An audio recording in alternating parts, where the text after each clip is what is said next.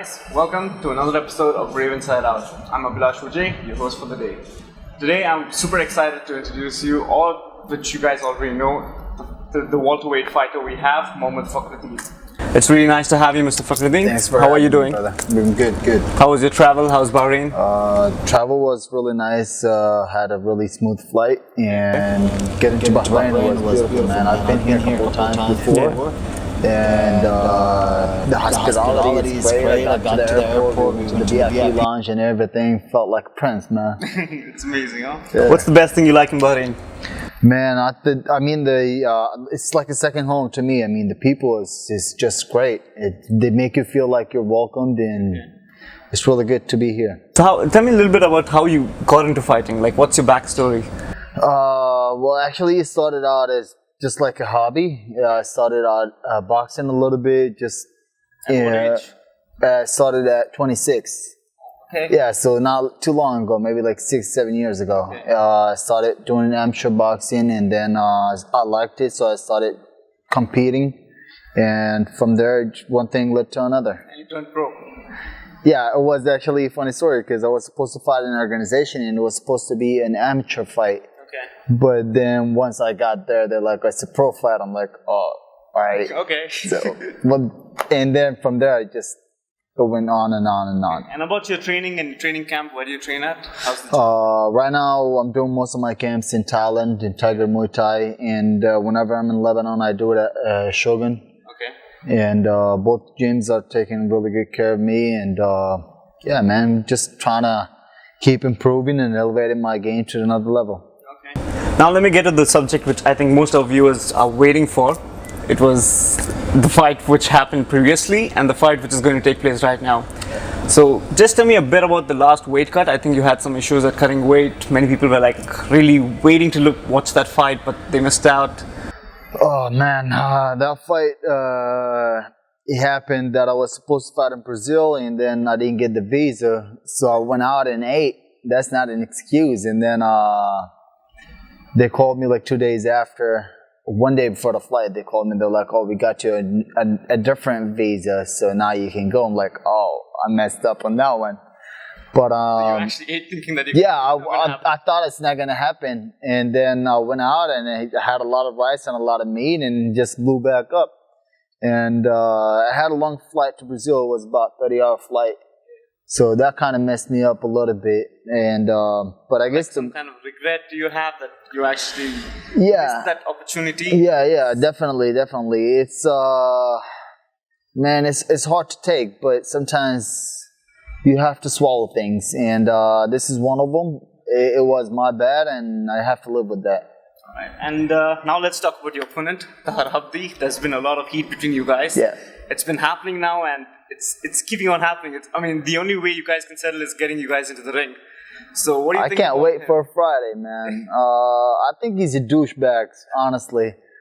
This guy started talking. He had nothing to do with the fight, me versus Booth, and then he started calling me names and stuff. I'm like, at first I didn't think much of it. I let him talk, but then it kept elevating and he kept adding up. So I'm like, oh, this guy needs to be taught a lesson. So I talked to the matchmaker, and we made this fight happen. Oh, so you asked for this fight? Yes, definitely. So it was not something which was planned. You said you want to fight that. I asked for this fight, and definitely going to teach him a lesson. But don't you feel it's like his game plan to get you in there? Because maybe he just started intriguing you, giving you all those kind of signs. I think he saw one of my fights where someone got under my skin before, and it kind of got me off my game plan and off my game a little bit. And I think that's what he's trying to do again, where he's trying to get under my skin and just try to piss me off, so I'm not 100% in the fight.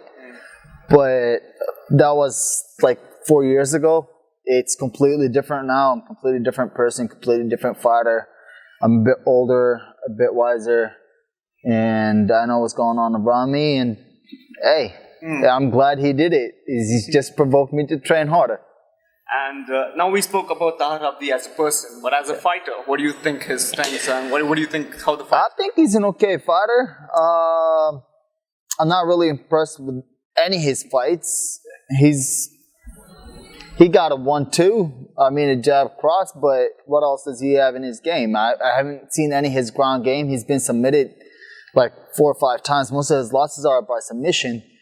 So you can tell he doesn't have a ground game. And his Muay Thai, I haven't seen any of his Muay Thai. Most of his fights ended with a cross. And take that away from him, what else does he have? Really nothing. Anyways, now let's just talk about the fight card we have here for Brave CF9, because this is like the biggest fight card in the history of the Middle East. Yeah. So we have 16 fights, or 32 fighters all in one day. So what do you think about the fight card and the matchups? I think this is the biggest and baddest fight card that I've seen in the Middle East so far. You got 3 title fights. The main card, it's all good fights. You got me against Tahar. You got Jarrah against Carl.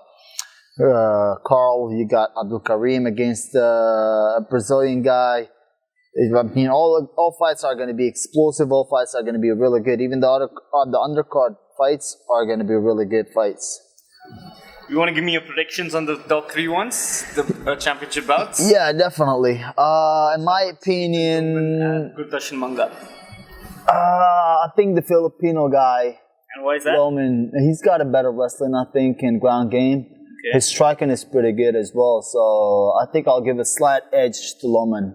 All right, and Lucas versus Ilyas, the champion. Oh boy, this is gonna be a hard, tough fight. I like Ilyas, but I mean Lucas's striking is vicious.